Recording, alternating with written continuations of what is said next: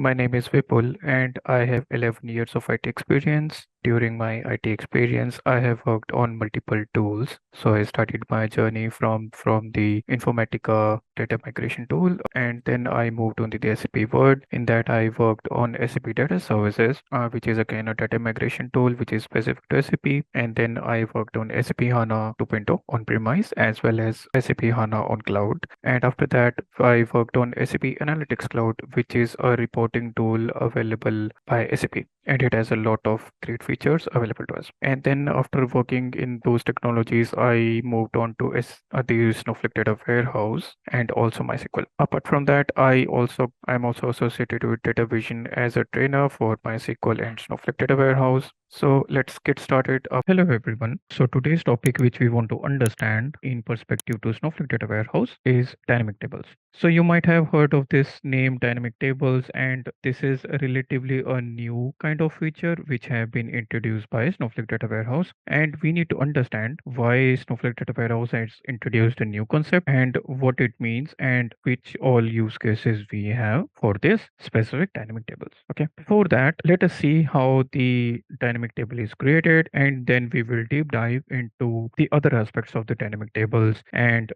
what all other options we have instead of creating dynamic tables, or in which cases the dynamic table creation will be beneficial for us. Okay, so right now, as you can see that I am logged in into the Snow site. So Snow site is the visual UI which you get whenever we log in into the Snowflake data warehouse account.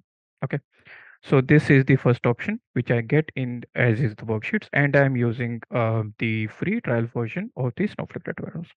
So that is where you can see that we get 30 days of free trial. For me, 23 days are left. And here you can get more details about the Snowflake data warehouse. Just in case if you want to connect your Snowflake data warehouse through some other or data services or different UI tools, or through your SnowSQL, then you can have the details about your Snowflake data warehouse from here as well. Okay. So you can get the details about your organization, about the region your Snowflake data warehouse account is logged into, and your edition, which is business critical in this case. Okay. So once you are in the Snow site, now we have something called as worksheets. In worksheets, what we can do is that we can create the SQL queries. Okay. So today we are going to see how to create a dynamic table. So for that, I will have to go to the plus sign and I will have to say the SQL worksheets. Okay, because we are going to write the SQL queries. So we will select the SQL worksheets. Okay. Okay. So now this is where I can write the SQL queries, and over here you can see all the databases which are available in my Snowflake data warehouse account. And if you want to see more details, you can expand these databases, and then you will see multiple schemas. And then within that, you can create the database objects. Okay. I will take a bit of queries which we will be using to create the dynamic tables. So first of all, I will create a separate database and schema in which I will be storing the dynamic table. So here, if you want to create a database in your Snowflake data warehouse account, the very first option which we have is create or replace. Anyhow, the or replace is optional, but it is always a good practice to use the or replace. Okay. So what I want to say is that create or replace a database, and the name of the database will be dynamic underscore table underscore db. So if I want to create this database, I will select the entire string, and then it is not that it. What I am missing right now is that my Snowflake data warehouse has not, my virtual warehouse has not been selected. Okay. So first of all, before running any query, I have to select a virtual warehouse to which I want to give this query to. So right now I have these two, and here as well you can see that I am running this query with an account admin. It is possible that not all the roles, if let us say you are using the Snowflake data warehouse of your organization, or if you do not have the elevated access, you might not be able to create a database. Okay. So if you are running these queries, which I am showing you in this demonstration, so you have to make sure that you have the proper privileges to create a database, to create a schema, and so on. If you do not have the access, then you will not be able to run this query. Okay. So right now, assuming that I have the access to create this database and database level objects. So the first option, if I want to create it, I will write the query, I will select that query and press this run button. Okay. So now you can see that I have created the new database. The database name is dynamic table DB, and you might not see it over here right now. So we have to refresh this view by clicking on these three dots and saying refresh. Okay. So now the newly created database is available to us. If we expand the database, so whenever you create a new database, by default, these two schemas are created in your system. Okay, so the information schema will have the system functions and system views, which will give more information about this specific database. Okay, so if you see here, you can see that there are some views using which you can have more information about this specific database. Okay, whereas we have second schema, public schema, in which we can have if you create any object in the public schema, then this object will be shared with all the users. So the objects created in the public schema will be shared publicly. If you want, you can also create your own custom schemas. So how you can create a custom schema just using the same syntax as the way we created a database. So we will say create or replace a schema, and the schema name is going to be dynamic underscore table underscore sh. Okay. We usually have this naming convention that the names of the database have DB and the schemas have the name SCH under that. Okay. You can also create a different name of schema if you want. So right now here you can see that my context is saying the dynamic table database. So now the schema which I am going to create, it will be created within the dynamic tables DB. Okay. So let me run this. And now the schema is also created. And let me refresh this view as well. So now you can see that the dynamic table DB now has the dynamic table schema. So right now it is blank because we have not created anything inside of it. Okay. Now what I want as a next step is I want to create a table named employee. So this table employee is going to have an employee ID column of data type int, employee name column of data type varchar, and employee address of type varchar. Okay, so this table employee is going to have these three columns, and let us create this table. Okay, that's great. So if I refresh this view, then you can see that the table is now available. Now let us insert some values. So if you want to see some information about the table, you can just hover over this table and then you can have more details, like what is the type of the table, how many rows are there, what is the size, whether there is any cluster key or not, who created this table, and when it was created. On top of that, you can also see the definition of how that table was created. So here as well, you can see that by default, we were not defining the length of the varchar. So that is why it is taking the maximum varchar length of 1677 to 16. Okay. 16777 to 16 characters. Okay. So if you want less than that, then you can define it over here. Okay. That's great. So the table is ready and we want to insert some record into this table. So how to import the data into the table? However, there are a lot of ways to import data into a table. One of the way is we can use insert into command. Okay, so we say import into the table name in which we want to import the data, and then we use values, and after that we use parentheses, and within that parentheses we provide the value for multiple columns.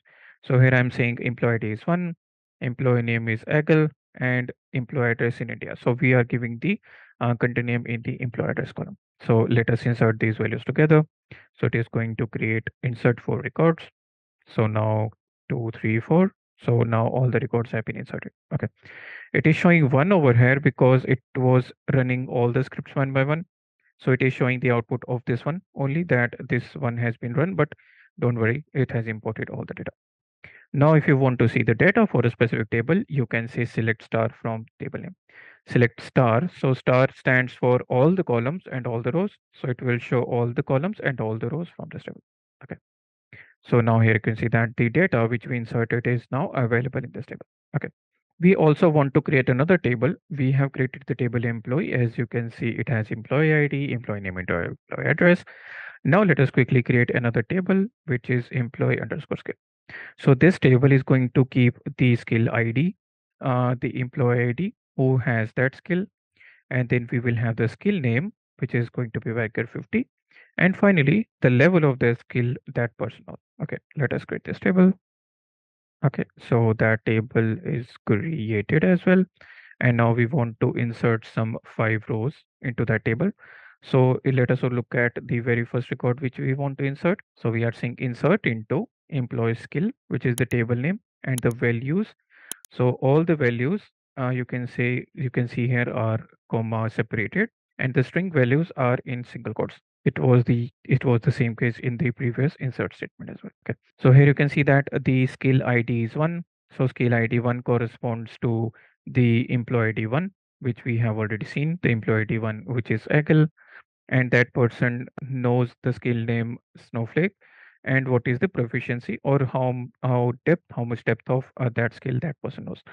So this person, if you talk about the first employee ID, so that first employee ID is aware of the skill ID one, and that person knows the advanced Snowflake. Similarly, we have this employee ID one. So this employee ID one also knows Python basics, and this employee ID one also knows SQL intermediate. Okay. Whereas if you talk about skill ID, the employee ID two, that person knows advanced Snowflake, and the employee ID four also knows advanced Snowflake. Okay. Let us insert these records into the final table, and let us do it 1, 2, and third, and the fourth, and the fifth. And all records have been now inserted into this table. So if you want to see the table and data, you can say select star from the table. Okay. So now it is done. So here you can see that now we have the records available in the employee table and then the employee skill table. Okay. Now, if you go to this option, show tables, so the show tables option, this query is going to give you the information about the tables which are available in a specific database or a schema. So now let us first of all select the database in which we want to see the tables. So I will select dynamic table DB. Within that, I want to have this dynamic table SH. Okay. So once it is selected, now if I run this show tables, so show tables will show you all the tables which are available in this schema. Okay. Database schema. So here you can see that yes, these two tables are created. So the first table is having 4 records, which is employee table. As we have seen, the employee table has 4 records, whereas the employee skill table has 5 records. That's correct. And the amount of storage these tables are having, by default, the retention time for both the tables is 1 because they are permanent tables. Okay. And everything, you can see that everything is blank right now because we have not defined anything on top of that. Okay. Now let us understand the actual concept which we want to understand is a dynamic table. Okay. So now if we just go by the definition of the dynamic table, so the dynamic table are used to create the target tables if we do not want to get into the details about creating the stages, creating the unnecessary flow of data. Okay. So a dynamic table materializes the result of a query that we specify. Okay. So instead of creating separate target tables and writing code to transform and update the data in that table, we do not have to specify any complex transformation or any complex data transformation. We just have to specify the query as a part of the dynamic table, which we want to be materialized as a part of that. We do not have to tell Snowflake Data Warehouse how it will be done. It is all the responsibility of Snowflake Data Warehouse of how to make sure that the table is always having the up-to-date data. And we will also provide something called as this target lag. So this target lag, with the target lag, we are saying that every minute Snowflake Data Warehouse will have to make sure that the table or this table will have up-to-date data. We are just providing a query that we want it to populate the table. We are leaving all the complexity up to the Snowflake Data Warehouse to decide how it is going to do this. Okay. So we are simply saying that we want to select. So here what we are seeing, let us take an example, take a look at the query. So here you can see that we are saying create or replace a dynamic table. So this is how the normal queries we have already seen look like. So we are creating a dynamic table, and the dynamic table name is employee underscore DET. And with the creation of dynamic table, we have to provide something called as target lag. So this target lag is going to tell the Snowflake data warehouse that this dynamic table which we are going to create, it will be automatically refreshed after every minute. Okay. So after every minute, whatever query I am specifying, it is the duty of Snowflake data warehouse to decide how to process this data from the source table and how to put it into the target dynamic table. And with this dynamic table creation, we have to associate a warehouse which we want to use. In my case, it is demo underscore VW. So I will change the name of the warehouse with which I want it to to associate, and after as you can give the query which you want to associate to your dynamic table. Okay, so now here what I want is that I am essentially joining these two tables. So I am taking the employee table which we created, and I am creating alias of this employee table as A, and I am joining this employee table with employee skill table, which is table B. Okay, and I have to provide the joining condition. So I am saying that employee ID of table A should be joined to employee ID of table B, because both the tables, as you have seen, the employee skill table has the column employee ID, and the employee table also have employee ID. So I'm joining these two tables on this same employee ID so that I can have a inner join. Okay, and then finally I want to order the data based on the skill ID. Okay, now let us create this dynamic table. This is a very simple definition of a dynamic table. So this query which I am seeing, this query will be automatically handled by the Snowflake data warehouse, and the result of this query will be materialized into this dynamic table after every 1 minute. Okay, so let us create this dynamic table. Okay, so the dynamic table has been created, and now let us see if there isn't any data in the dynamic table. Okay, so if I do select star from dynamic table, which is the dynamic table employee underscore det, let us see what happens. Okay, so now here you can see that the data is now available in the dynamic table. So because the source tables were very small, so that is why the dynamic table has been updated. If your source tables are very huge, then it is a possibility that the dynamic table might take some time to get itself updated on the regular basis. Okay, now let us do one thing. Let us make some. So here you can see that first of all, let us look at the columns which we have. So from table A, we are taking, so table A is the alias of employee table. From there, we are taking the employee ID, employee name, employee address. Whereas from the table B, which is employee skill, we are taking skill ID, skill name, and skill level, which you can see here. These three columns are coming from the employee table. So here you can see that, and it has the employee ID, employee name, and employee address. Whereas the last three columns of this dynamic table are coming from skill ID, skill name, skill level of the employee skill table. Okay, so skill ID, skill name, and skill level. Okay, so now the dynamic table is ready, and it is now materialized with this query. We do not have to provide how the Snowflake data warehouse is going to fetch the data, what all mechanism the Snowflake data warehouse is going to use in the backend to populate it. It is just all the responsibility of Snowflake data warehouse to handle all the things. I do not have to specify any pipeline. I do not have to specify any kind of streams.